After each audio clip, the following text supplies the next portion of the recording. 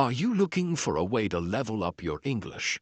Have you tried reading but you always get bored or find it too hard? Then you should try to listen to this interesting story. Chapter 1. An Ordinary Girl. Many years ago in the city of New York, there lived a doctor. America likes doctors, and New York liked Dr. Sloper. At the time our story begins, in I-843, Dr. Sloper was 50 years old. He was a good doctor, he was a man of the world, and he was honest. Life was good to him. At 27, he married a beautiful and clever girl. She had pretty eyes, $10,000, and a good place in society. For 5 years, Dr. Sloper was a happy man. Many of his wife's friends came to him, and he did well in his profession. They lived in a large house in Washington Square, a quiet corner in a noisy city. Their first child, a very clever little boy, died when he was 3.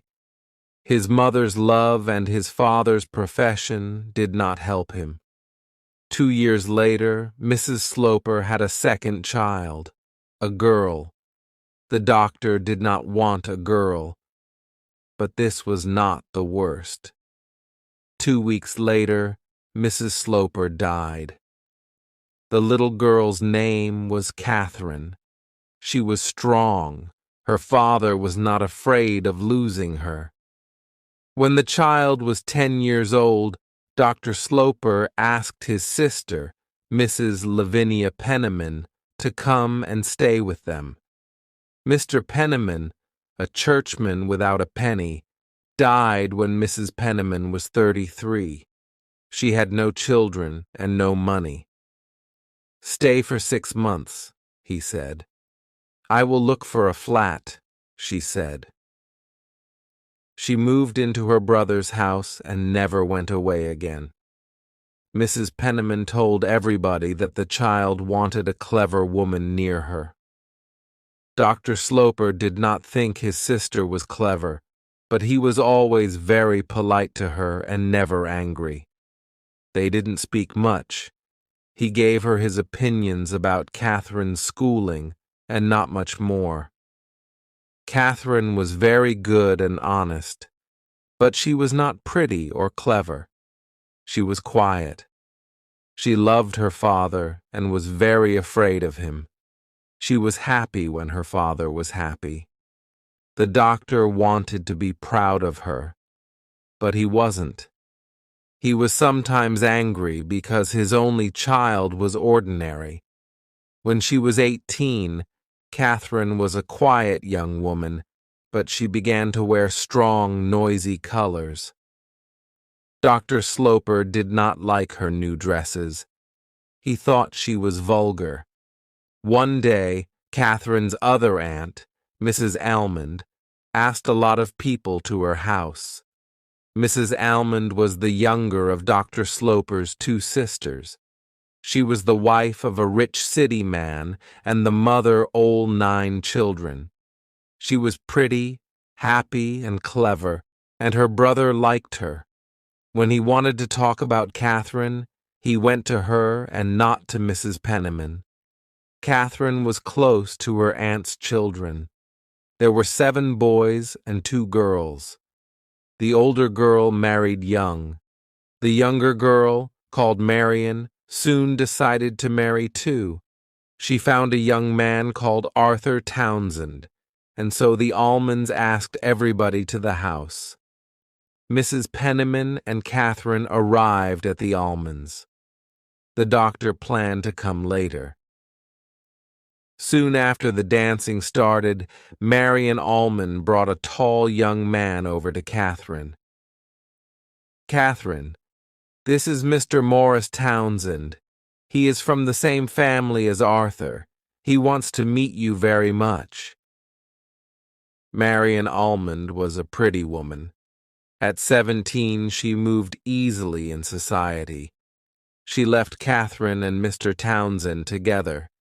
Catherine looked at the young man. He was very handsome.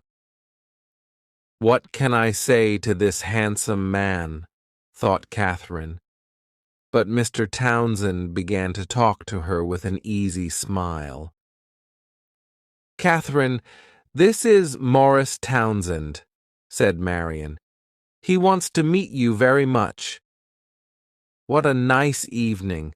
What a beautiful house! What an interesting family! What a pretty girl Marian is!"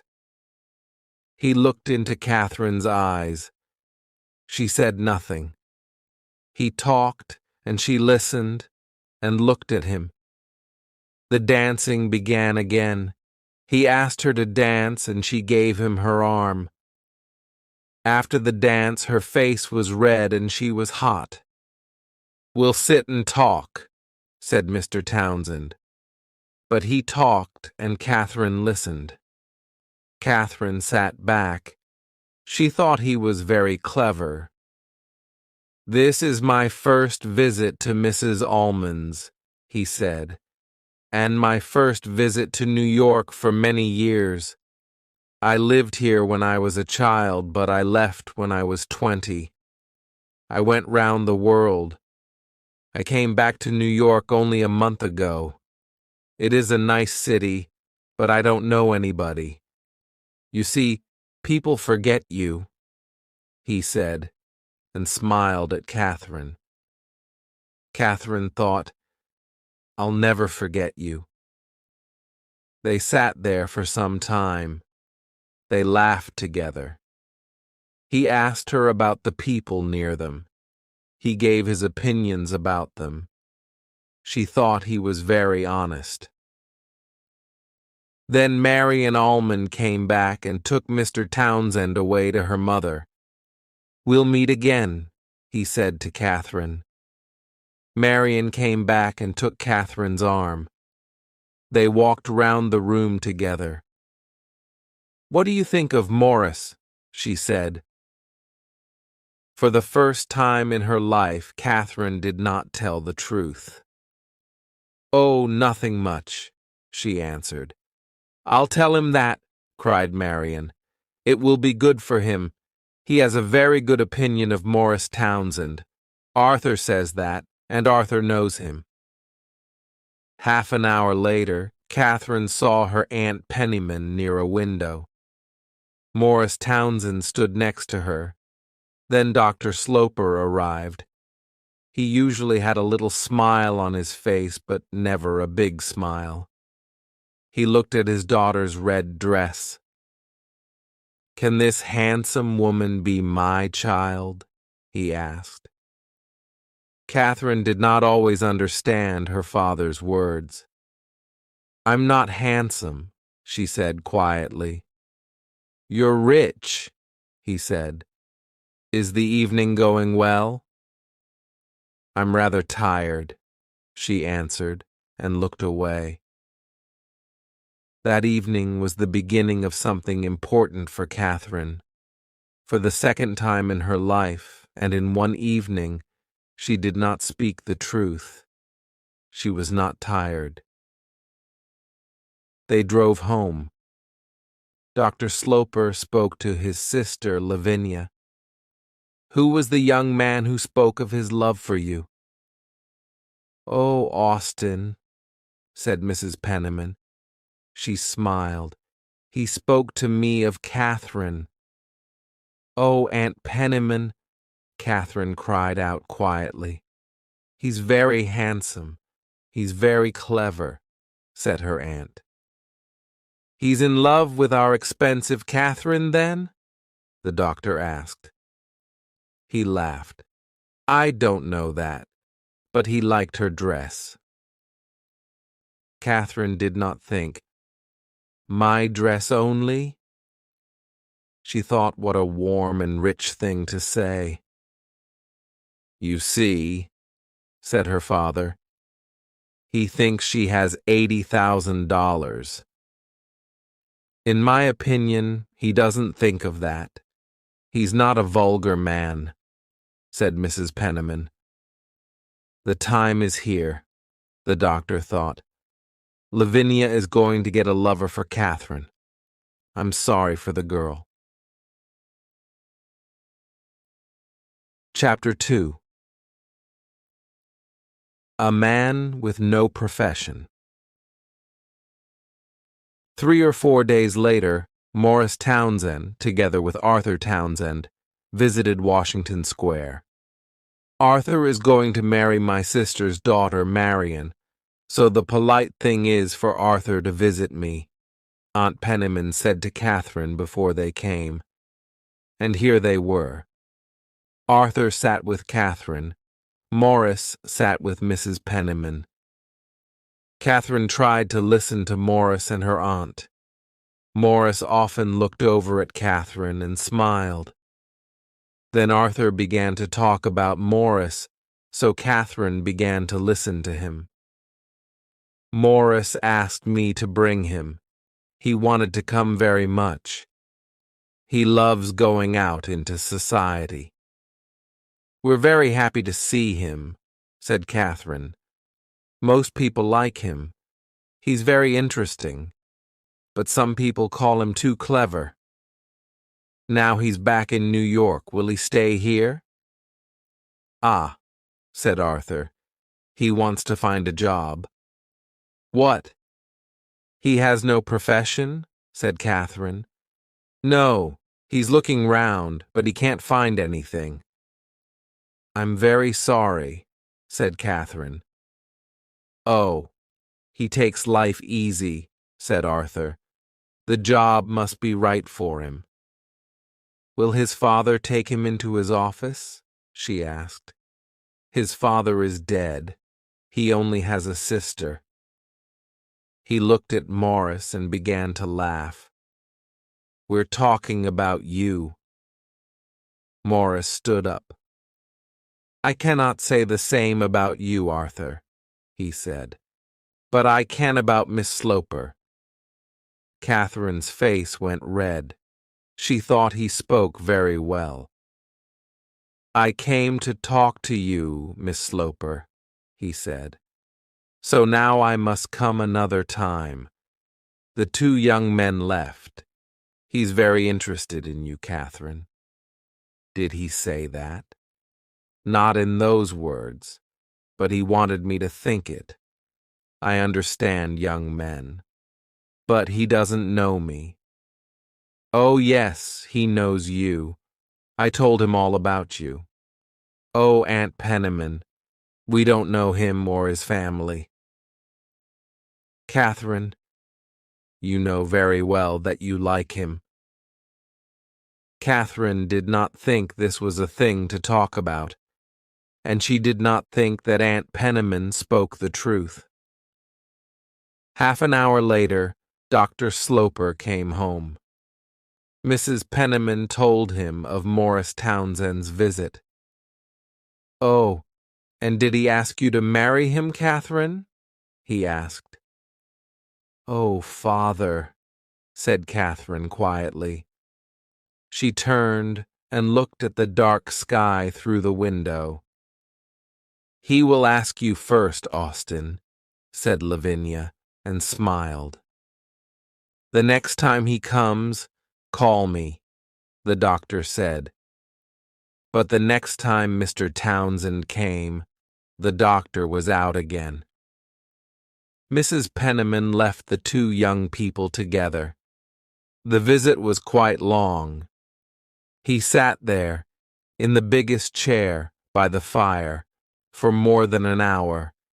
He looked round the room carefully, at all the things in it. He looked at Catherine carefully. There was a smile in his handsome eyes.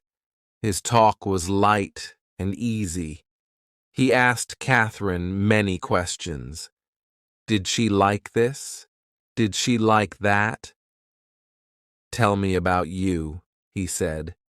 Give me a picture. I can carry it in my head. She said she didn't have much to tell. She didn't go out very often. She didn't like reading much. Morris said he liked singing. I'll sing to you, but not today, perhaps next time. He did not say, politely, I will sing and you can play for me. He thought of this after he was in the street. But Catherine thought only about his words, next time. They had a warm sound. As soon as the doctor came home, she told him about Morris Townsend's second visit. And did he ask you to marry him today? The doctor asked. She was afraid of this question. Perhaps he'll do it next time, she said, and she gave a little laugh. She ran out of the room. The doctor stood and thought. Perhaps his daughter wanted to marry Morris Townsend. He decided to learn about this young man, who came in and out of his house when he liked. He went to see Mrs. Almond. Morris looked round the room carefully at all the things in it. Lavinia is very excited, but I know very little about him, said Mrs. Almond, and our young man is from Arthur's family. Yes, but not close family. The name is the same, but I understand there are Townsends and there are Townsends. Arthur is from the best line of that family. Lavinia's young man is not. I know his sister. She is very nice. Her name is Mrs. Montgomery. Her husband is dead. She has a nice small house, and she has 5 children. She lives on 2nd Avenue. What does Mrs. Montgomery say about him? That he's clever, and perhaps he'll be important. But he does nothing. She doesn't say that. She's proud, said the doctor. What is his profession? He hasn't got a profession. He's looking for something. He was at sea. Was? How old is he? 30-something. He went to sea when he was very young. Some money came to him. Somebody in his family died, I think. He went all over the world. He has no money now.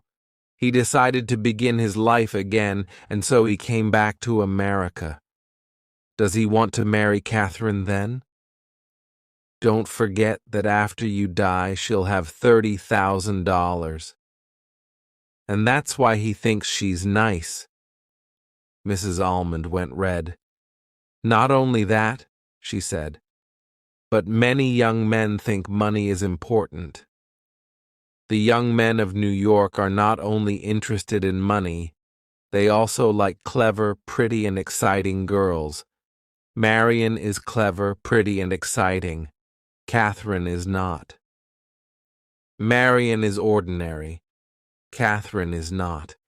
She has no lovers because men are afraid of her. She is large and dresses richly. They think she is older than they are. Catherine will be the right wife for an older man. Is Mr. Townsend honest? Lavinia thinks he is, and he's very handsome. What money does he have? I don't know. He lives with his sister. Perhaps I'll visit Mrs. Montgomery. Chapter 3. Secrets. To Dr. Sloper, the thing was a game. He slept well, he ate well. This young man is trying to catch Catherine. I'll watch and wait, he thought. He did not think his daughter was in danger. Morris Townsend was not rich, but that was not important. The doctor did not want Catherine to marry a rich man. 2 people can live on her money. She can marry a man with no money. But he must be honest and strong and have a good schooling, thought the doctor. The next time Mr. Townsend visits the house, said the doctor to Mrs. Penniman, ask him to dinner. The dinner happened a week later. 8 people sat down to eat. The doctor watched Morris carefully.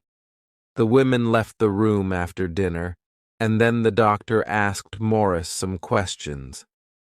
Dr. Sloper pushed the bottle of Madeira over to Morris. Morris liked the doctor's Madeira. He thought a lot of bottles of Madeira was a good thing for a wife's father to have. The doctor saw that this was not an ordinary young man. He's clever, he thought. He has a very good head when he wants to use it, and he's very handsome and he dresses well, but I don't like him. The doctor listened politely to his young friend talk about countries round the world. He talks well, and after a bottle of Madeira, but does he always tell the truth? Dr. Sloper pushed the bottle of Madeira over to Morris. Morris liked the doctor's Madeira. After dinner, Morris went and spoke to Catherine. She stood by the fire in her red dress. "He doesn't like me," said the young man. "You must tell him he's wrong." "I never tell him he's wrong. I won't talk about you." Morris Townsend's face was angry, but Catherine did not see it, and then he smiled again. "Then I must try to get his good opinion." He spoke to Mrs. Penniman later in the evening. "He thinks I'm all wrong," he said. "That's not important," she said. She gave him a sugary smile. She thought that she understood everything. "Ah, you say the right thing," said Morris. Mrs. Penniman was proud that she always said the right thing.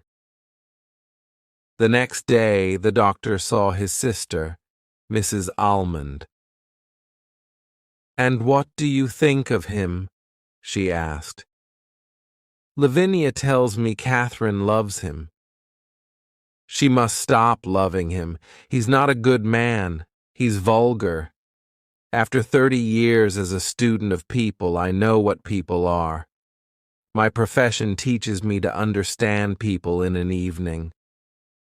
"Well, perhaps you're right. But the thing is for Catherine to see it. I'll give her some glasses." Morris visited Washington Square often. A young man in New York with no profession has a lot of time. His visits were the most important thing in Catherine's life. Each time Morris left the house, she thought only of his next visit. Catherine did not tell her father about these visits. He did not ask. He wanted her to decide that Morris was no good. Lavinia loved secrets and did not say anything. "What is happening in this house?" he asked his sister politely a few weeks later. "Happening, Austin?" Mrs. Penniman cried. "Why, nothing." "Lavinia, you're not being honest with me," he said. "Mr. Morris Townsend is coming to my house 4 times every week, and nobody tells me. Does the young man ask you to say nothing, or is it Catherine?" "Catherine doesn't tell me anything," said Mrs. Penniman. "I find Mr. Townsend very interesting, but that's all. He tells me a lot about his life and his bad luck." "Ah, his bad luck. Tell me about it." "It's a long story. In his earlier life, he was bad. He says so, but he paid for it. And now he has no money. And he has nobody in the world. He lost his friends, then, because of his bad life?" "No, he had bad friends. He has good friends, too, his sister and her children. The children are young, and the sister is not nice." "Does he say bad things about her to you? But he lives with her and does nothing. She pays for him. He's looking for a profession. He looks every day. He's looking for it here. The profession of husband to a weak woman with $30,000. Every Sunday evening, the family at Washington Square went to Mrs. Almond's. The following Sunday, Morris Townsend was also at Mrs. Almond's. He sat next to Catherine and talked only to her. Catherine was not happy and easy with Morris because her father was in the room. Her father was sorry for her. Perhaps he was wrong about Morris. Perhaps Morris was honest and wanted to marry his daughter for love. The doctor decided to give the young man time. Later, he spoke to Morris. "I hear you're looking for a job," he said. "Yes, I am looking for honest, quiet work. Something to bring me an honest dollar. I have only my good right arm." Catherine was not happy and easy with Morris because her father was in the room. "Yes, your good right arm," said the doctor, "but you have a clever head, too. Sometimes I hear about openings. Will you think about leaving New York? Going away?" "No, I'm afraid not. I must make my life here. My sister is here, and I am everything to her. Her husband is dead, and I must help with her 5 children. I give them lessons." "That's good. But it's not a profession. It won't bring me a lot of money." "Money is not the most important thing," said the doctor. Later that evening, Morris spoke to Catherine again. "Can we meet tomorrow? I have something to say to you. Not in your house. Mill the Square. I cannot come into your house again. Your father laughed at me because I have no money." "Laughed at you? Oh no, you mistake him. Lie's a good man. You must not be too proud," she said. "I'll be proud only of you," he said. Catherine went quite red. "Now you're laughing at me," she said. "You know I'm not pretty or clever." Morris made a sound. It was difficult to understand. Catherine understood from it that he loved her. "Come to the house," she said. "I'm not afraid of that." The next day, Morris came to the house. He told Catherine that he loved her. She sat down suddenly. She said he must go. She wanted time to think. A picture of a fight with her father came into her head. She was afraid. Before Morris left, she said, "We must speak to my father. I'll do it tonight. You must do it tomorrow. Your father will tell you that I want your money."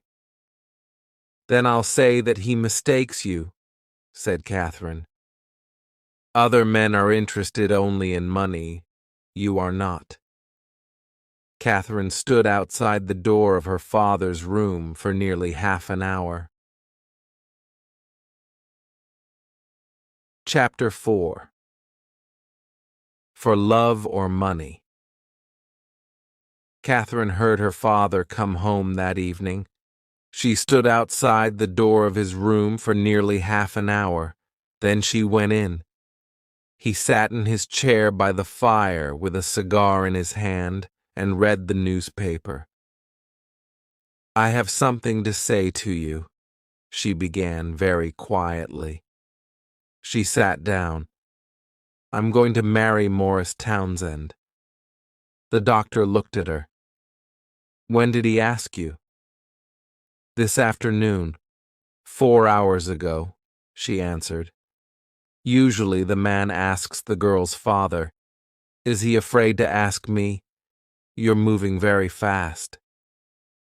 He says he loves me, and I like him very much. But you met only a few weeks ago. I liked him from the beginning. I know that you're not a little girl now, but a woman. But I don't like Morris Townsend. I'm sorry that you didn't ask me first. I was too easy with you. I was afraid of your opinion. But, Father, you don't know him, she said. You don't know him. He only shows you half the man. You think he wants my money. Why do I think he's the wrong man? I'll tell you. And he smoked his cigar for a minute. I think that your money is more important to him than is right. Perhaps a clever young man will fall in love with you and not be interested in your dollars. You're an honest, loving girl. But what do we know about this clever young man?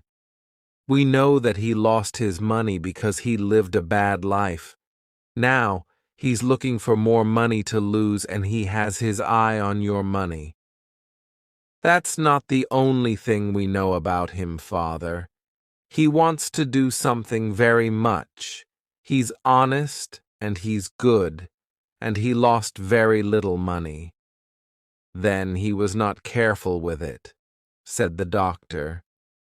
He got up with a laugh. Catherine stood up. He put his arm round her. I'm sorry for you. I'll see Mr. Townsend tomorrow. Yes, Dr. Sloper, said Morris the next afternoon. We arrived quickly at an understanding. But then I was interested in Miss Sloper the first time I saw her. Were you interested in her before you saw her? I knew she was a beautiful girl.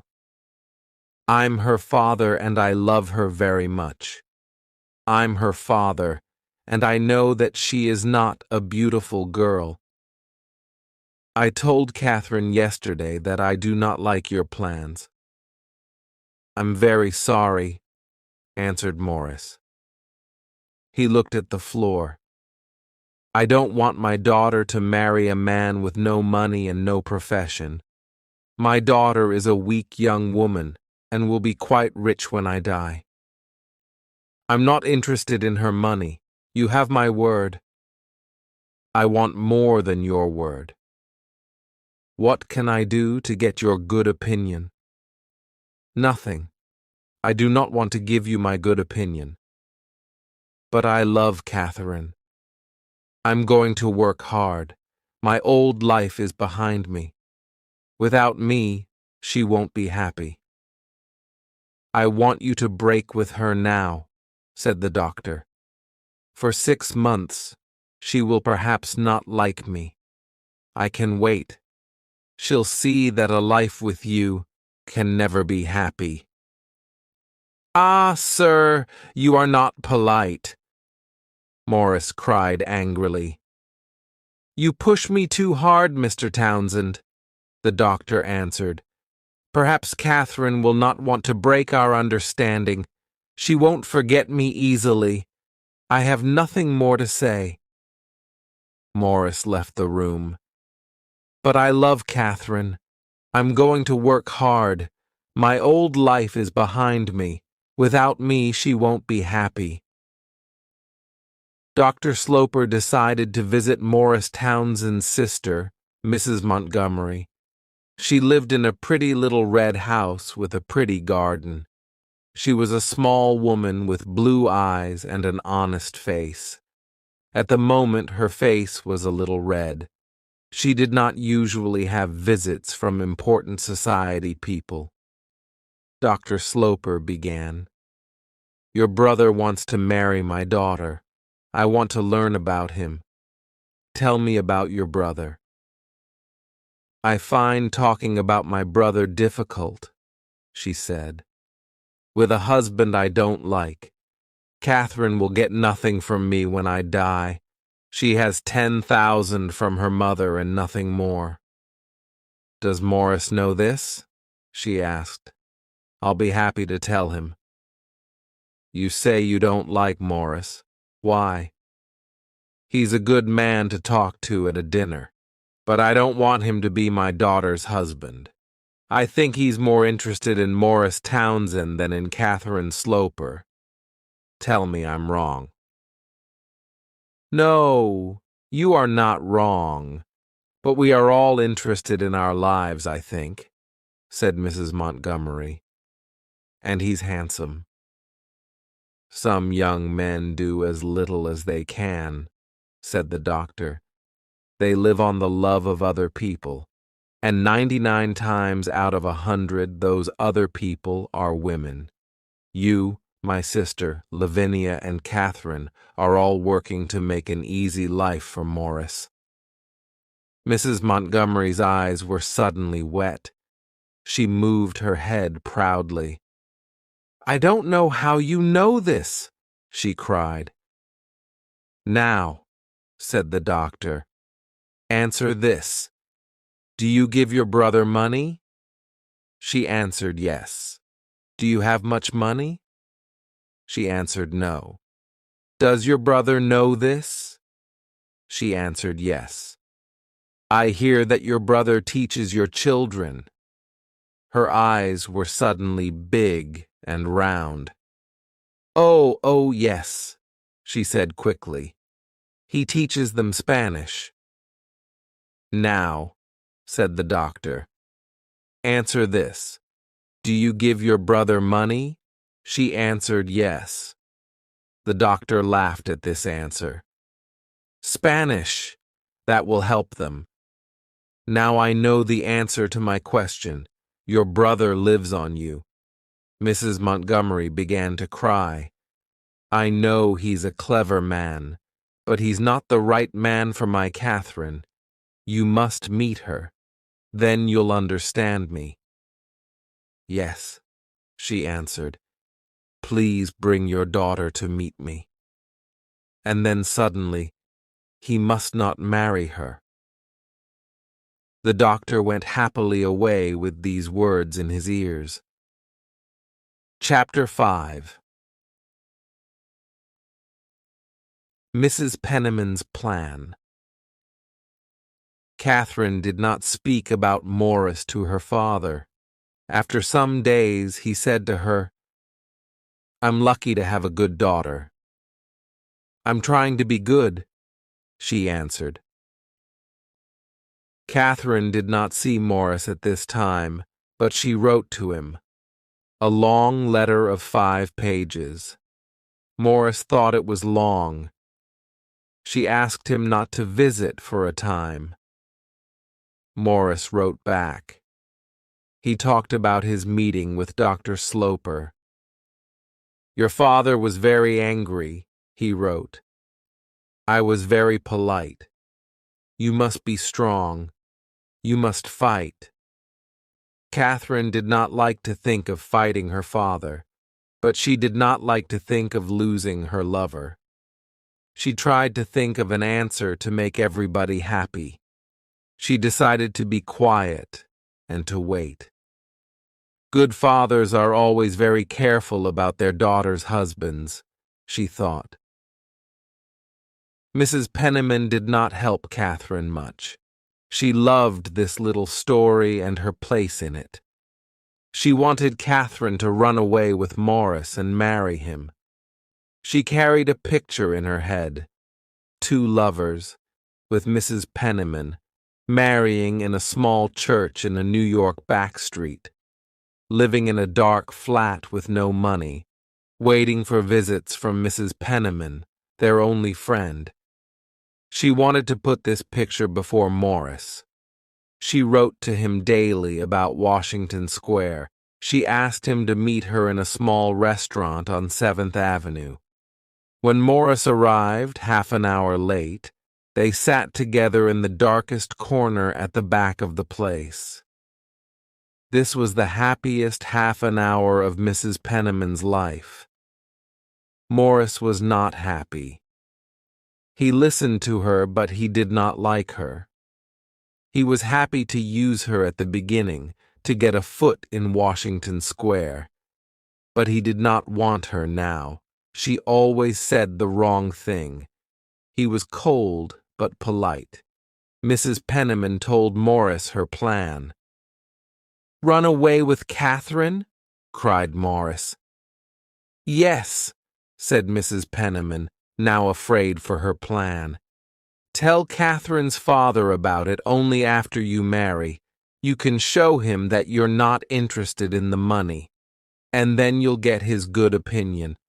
And there's always the 10,000 from her mother. He cannot cut that off. Oh, don't speak at that, he said. I'm afraid of coming between Catherine and her money.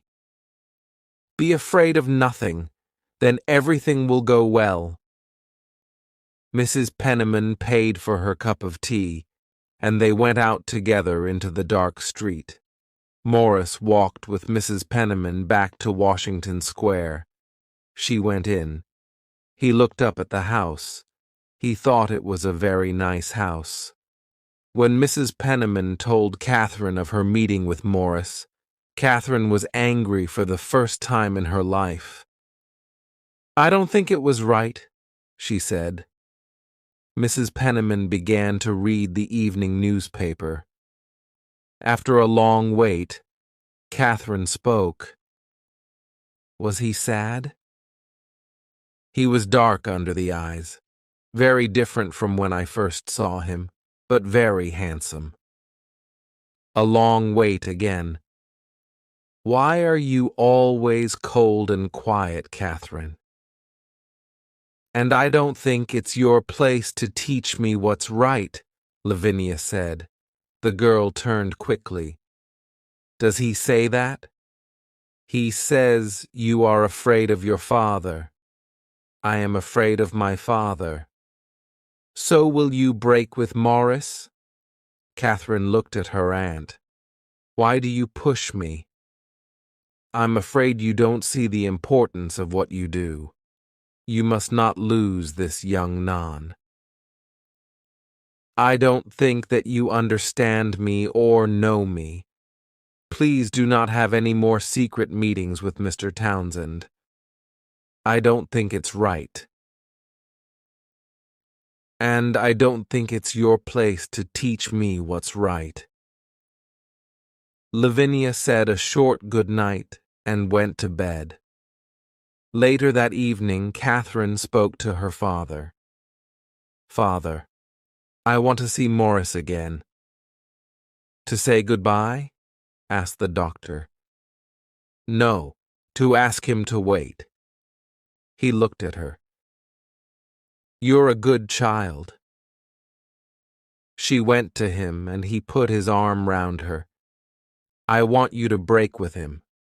My opinion of him is the same as when I first met him. You're not happy now, I know. But in 3 months or 3 years, you can be happy again. Marry Morris, and you'll never be happy. But you can like him, said the sad child. We can wait. When I die, you can marry, the doctor said quietly. Don't say that, Father, cried Catherine. Try to like Morris. He's a good man. I never want to speak to him again. But tell him this. You marry him, and you get nothing from me. You're right to say that. We don't want your money. Say that to him. Listen to his answer and watch him. Watch for an angry face. He's never angry with me, Father, she said. Her eyes were wet. Her father pushed her out of the room and shut the door. I think I'll see him, only one more time. Then you're a bad daughter to me. This was too much for Catherine. She cried and cried. She ran to her father, but he turned away. He pushed her out of the room and shut the door. He heard her crying and knew she was behind the door. But he did not move. He was sorry for her, but there was a smile round his eyes. That night Catherine cried for many hours with Aunt Penniman's arm round her. Good, thought Mrs. Penniman. The next morning she came back into Catherine's room. Catherine was dressed and ready for breakfast. Don't go to breakfast, Catherine, Aunt Penman said. You won't move your father. You must be weak and ill, not well and strong. I must go, Aunt. I'm only afraid of being late. Catherine wrote to Morris that day. She asked him to visit the next day at a time when her father was not at home. Chapter 6. The Long Wait. Morris was more handsome than Catherine remembered. He put his arms round her. She knew that she loved him very much. Why did you send for me? Because I wanted to see you, said the girl quietly. Do you want only to look at me, or to tell me something? He waited. Then he suddenly said, Marry me tomorrow. Take me or leave me. Decide between me and your father. I want you, Morris, but we must wait. We must be strong. I said to father last night, we don't want your money. His face went red, but he smiled and spoke. No, he was not angry. The money was not important. He loved her very much. Yes, cried Catherine. We must marry as soon as we can. She put her arms round him and closed her eyes. He left soon after. They did not decide on a day to marry. Morris wanted to think. When was the cleverest time to marry? He did not want the girl without the money. He thought about the 10,000 from Catherine's mother. That was not a good living. Not for Morris Townsend, but then it was better than nothing. Mrs. Penniman asked Morris Townsend to a second secret meeting. This time they met outside a church. I see the thing differently from our last meeting, said Mrs. Penniman. Every time I see you, you say something different. My head is never quiet. I don't think you can marry Catherine now. My brother says he's going to throw me out of the house. You know I'm not a rich woman. But Catherine says we must marry now in secret. How can I get out of it now? Catherine loves you very much. You can do anything with her. You can say you must wait. Ah, said Morris quietly. Catherine's days were long at this time. Her father never looked at her or spoke to her. This was his plan. He waited for Catherine to speak first. I think that Morris and I will marry, she said one day. When? In the next 4 or 5 months? He asked. I don't know, father, said Catherine. We cannot decide. Then wait for 6 months. I'll take you to Europe. I want you to come with me. Catherine was happy to say yes to her father. Mrs. Penniman asked Morris Townsend to a second secret meeting. This time they met outside a church. Dr. Sloper did not ask Mrs. Penniman to go to Europe. She wanted to go, but she did not show it. Washington Square is going to be nice and quiet, she said to Mrs. Almond. Catherine met Morris before she left. Ty asked questions. Do you want to see all those famous things over there? Oh, no, Morris, said Catherine quickly. What is this woman interested in? Thought Morris. Father thinks I'll forget you, said Catherine. But I won't. He'll be angry with me. Yes, I think you're right. But the visit to Europe is a good thing. He wants you to go and he'll be happy, said Morris. I don't want you to lose your money. Not for me, but for you and your children. When you're in Europe, decide on a good time and place, an evening in Venice. And then perhaps you can move your father. Ask him to say yes, you can marry Morris. Catherine thought this was a clever plan. Europe was very interesting to Dr. Sloper, so they stayed for 12 months, not 6. Mrs. Penniman lived well in Washington Square, and so did Morris Townsend. Mrs. Penniman liked to ask him to tea. He had his chair, a very easy armchair, by the fire in the back sitting room. He drank the doctor's Madeira and smoked his cigars. In the first 6 months that Dr. Sloper and his daughter were in Europe, they never spoke of Morris Townsend. Catherine followed her father quietly and politely through the mountains of Switzerland and the buildings and pictures of Italy. She gave no opinion about any of these places or things, and her father did not ask for it. She was not a thinking woman. One day, father and daughter were in a quiet place in the Alps. The driver took their bags on, and they walked together a little. Cold red light washed over the sky.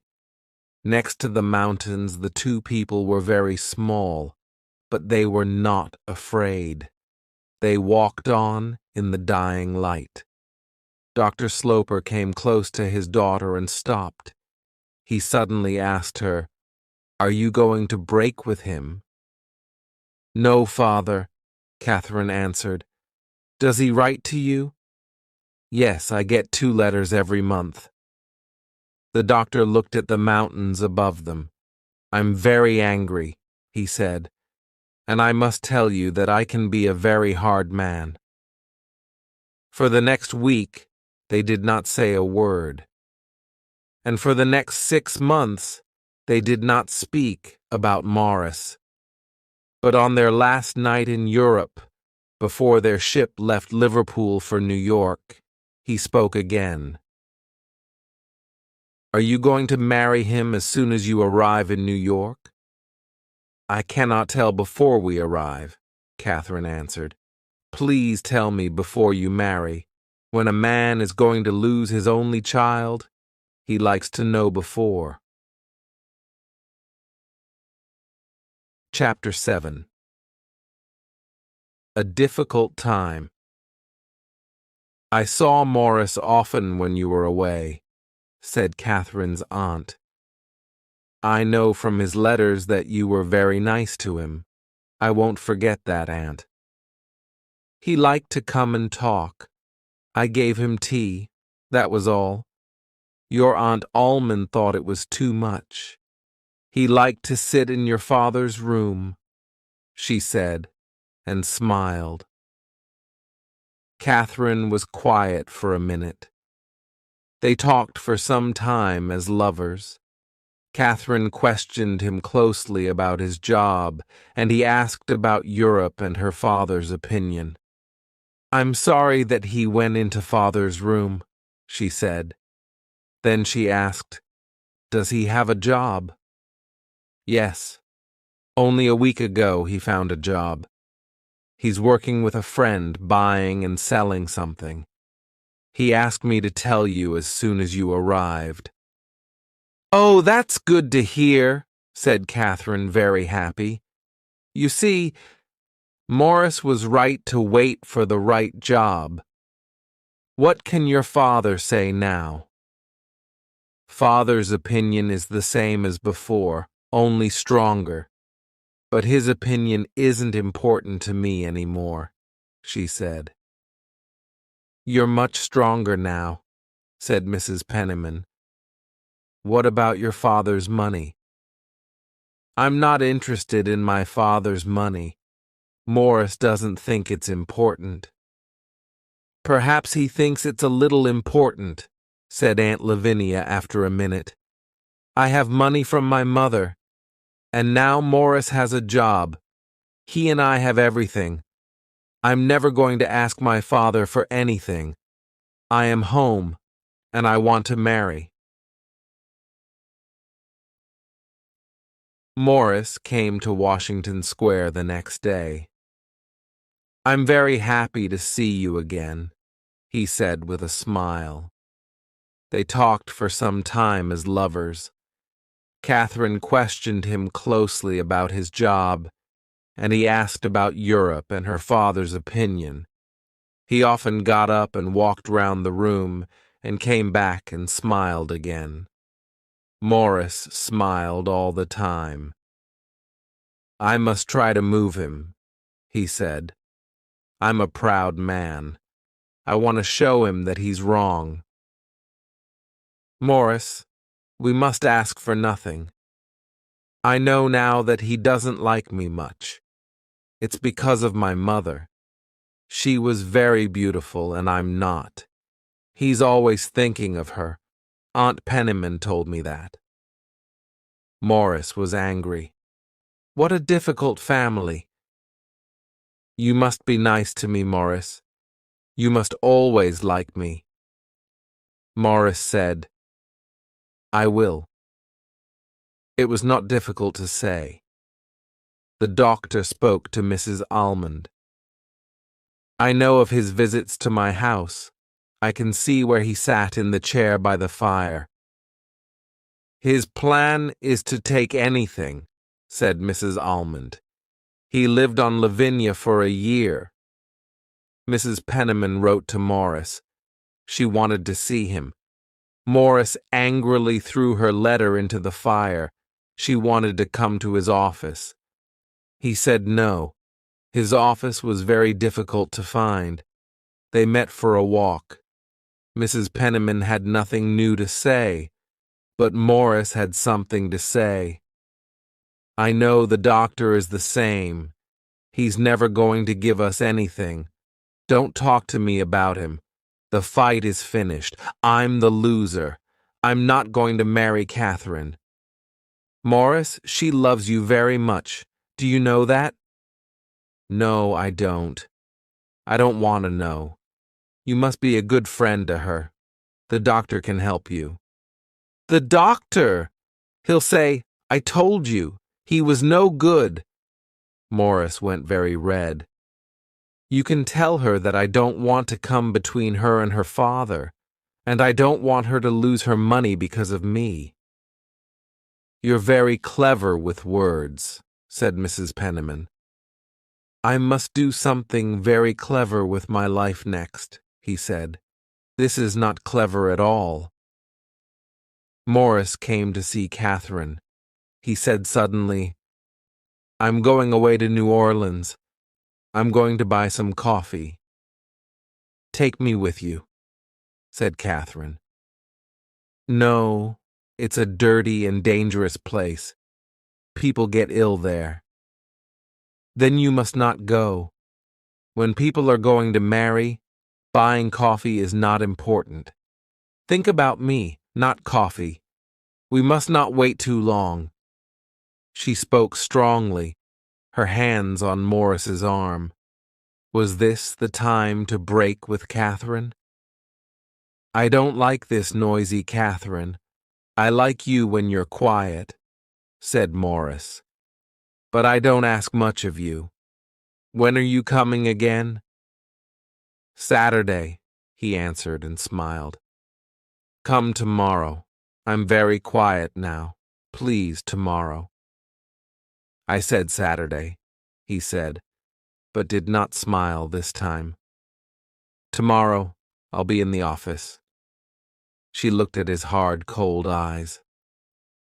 "Morris," she said quietly, "you're going to leave me." "Yes. I'll write to you." "That's better." "Morris, I gave up everything for you," she cried. "You can have it all back." "Morris, why are you doing this now? What is different?" "Wait for my letter." "Ah, you're not coming back." He got away from her and closed the door behind him. Chapter 8. After the dance. Catherine cried all day and sat up all night. She waited for Morris to come to the house. He did not come. He did not come the next day. He did not write. Catherine wrote a short letter to him. "Morris, I'm sorry and I don't understand. You're killing me." No answer. The doctor watched all this happening. After a few days, he spoke to his sister, Lavinia. "The story is finished," he said. "I'm very happy to be in the right." He put his hands together, jumped up, and laughed. "Ha! I knew it." One Sunday afternoon, Catherine came back from a walk. Her face was red and her eyes were wet. One Sunday afternoon, Catherine came back from a walk. Her face was red and her eyes were wet. Mrs. Penniman questioned her closely and learned that her walk was to Mrs. Montgomery's house on 2nd Avenue. There she heard that Morris left New York some days before. 2 days later, a letter arrived from Philadelphia. The writer did not want to come between Catherine and her father or her father's money. He wanted her to be happy and to stay friends with him in the years to come. He was sorry. Catherine thought it was a beautiful letter and read it many times over the next 2 years. One day, Dr. Sloper found Catherine sitting with her work. "Can you tell me when you're going to leave my house? When you go, your aunt goes too," he said. She got up. She put her work away. Her face was hot. "I'm not going away," said Catherine. "Did he break with you?" said the doctor. "I asked him to leave New York. He's not coming back for a long time," she said. "Oh," he said, "you're not a nice girl, Catherine, to play with him for more than a year and then forget hint." Catherine learned a hard lesson. She never spoke of the pain inside her in the weeks and months following the break with Morris. Her father never learned the truth. "Catherine had her little dance," he said to Mrs. Almond, "and now she's sitting down." At different times in the following years, 4 men asked Catherine to marry them. She said no to them all. She worked hard for churches and hospitals. She went out in society and everybody liked her. 20 years later, Morris Townsend, now fat and with very little hair, arrived at Washington Square. Dr. Sloper died when he was 70. Some of his money went to Catherine and her aunts, but most of it went to hospitals across the United States. 20 years later, Morris Townsend, now fat and with very little hair, arrived at Washington Square. Catherine did not ask him to sit down. This was not her Morris, her lover of years ago. "Can we be friends again?" he asked, and came closer to her. "Catherine, I think of you always." "Please don't say these things," she answered. "We can forget the past now. We can do anything." "I cannot forget the past. Please do not come again," she said. Morris looked round the room at all the things. "Goodbye, then. I'm sorry." Outside the room, an excited Mrs. Pennernan waited. "Ha! That was a good plan, Mrs. Pennernan," said Morris, and pulled his hat hard on his head. "She's not interested in me, but she never married. Why?" "Good question," said Mrs. Pennernan. "But you must come back. You must try again." "Come back. Never." And he walked out of the house. Catherine took up her work and sat down. For life. The end. If you enjoyed the story and want to say thank you, Then you can subscribe to my channel and visit it.